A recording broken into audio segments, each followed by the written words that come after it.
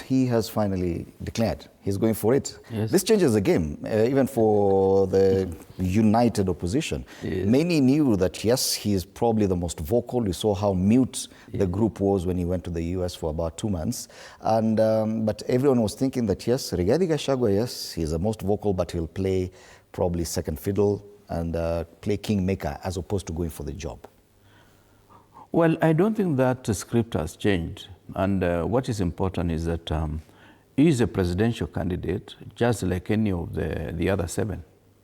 Because as we've said before, is that we are not looking for one individual. We are looking for a team of individuals who know that whoever is chosen is first among equals.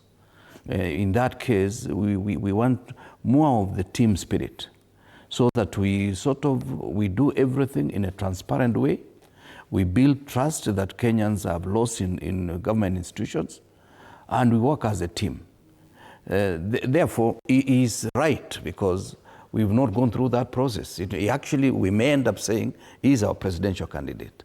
And therefore, I don't think he has contradicted the position that the team that I'm part of has engaged, that it's not about an individual. We want to see what can we do about this country.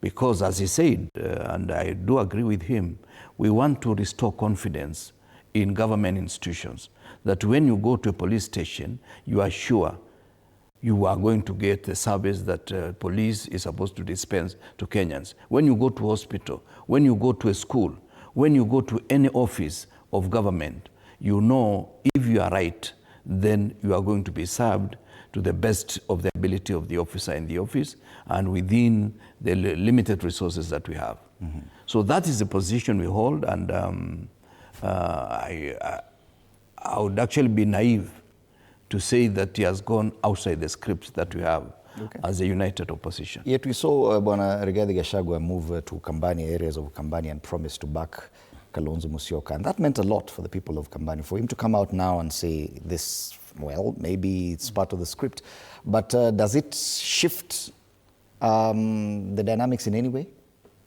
Not at all. I think, agreeing with what Honorable Kirwa is saying, there is a general agreement or consensus that each of the leaders who are to a large extent equal in terms of the capacity to lead this country should first of all consolidate their basis, and then based on that, then form that team, that strong team, which will now be able to say this is our flag bearer, and the rest can also now be supporting the rest of the team. And you know, it's a common principle in team building that a team is as weak as the weakest link. Mm. So what we need to do is to realize the strengths of each of the team members. And at the end of the day, they will agree that for us to be strong, then we need to make sure that the weakest link is also strong. Mm-hmm. And I think that's what everybody is doing. So the fact that he is trying to consolidate his base, which is Mount Kenya region, as he says, the rest of the team members are also doing the same in their regions. And what will happen is then at the end of the day, we'll have a big number, because you know politics is numbers. That when you sit on the table, you can, based on these blocks, you can put them together and then you agree that we are winning. And that is basically informed by the fact that when you look at our politics as a country, they are more of regional in terms of the way we structure them. We are looking forward to a situation where I don't know whether the Gen Z influence will change the earlier way the way we have been looking at our politics in terms of regional blocks. Because, you know, the Gen Zs are saying we are tribalists, we are tribeless, mm-hmm. we are leaderless, all those things. So we are thinking at that, then we push our politics to issue-based politics, basically. But as at now, people are still thinking about regional blocks. And if that is the case, then basically we need to do what Gachagua is doing. That let everybody consolidate their base, and then based on that, then we can form a team. But I think really we also need to be a bit, from where I sit, and this is my personal opinion, what we are doing, we have done it many times. I think this is the 4th time we are trying to do it. Where we did this when, you remember 2013, we did the same, and we were very late to say who is our presidential candidate. 2017, we did the same, and 2022. So what this building blocks does is, over time, it leaves Kenyans not sure who is going to be the team leader. And you know, politics, normally you win politics by ensuring that the undecided voter comes to your side. Because normally the undecided team is the one which makes the winning team. Because once they decide, then they go one side. So this idea of delaying so much the naming of the flag bearer, to some extent makes undecided voters also to start deciding early. And then by the time you are making your decision, people have already shifted. Mm-hmm. So I think even as we manage this process, let's not do things the same way and expect different results. I think it will be important this time that even as we do this consolidation of our bases, we tell Kenyans early enough who is our flag bearer.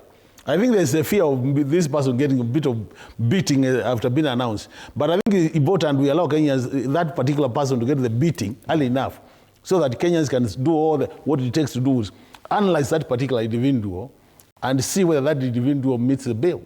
So that if it doesn't meet, then they can make their decision. But when we push this individual too late in the day, then there will still be challenges. The other thing is that now we are not talking about the technicalities. You know, there are technicalities. We know Honorable Gachagua is also having a court case. He was impeached by Senate, but he has gone to court. The law says until you conclude that process, mm-hmm. you cannot be stopped from being a presidential candidate. So he's still already in court. He has appealed that decision, and it has not been determined. So we are hoping these are not the technicalities, some of the technicalities which can be used later to determine whether somebody meets the bill. Because if the courts say he cannot contest, then automatically it means you have to think of other people. And that's why I think what Kirwa is saying is we are still building those blocks so that at the right time, we will now look at the technicalities. You have your block, I have my block, but now who is the right person to take the team to the winning side? Okay.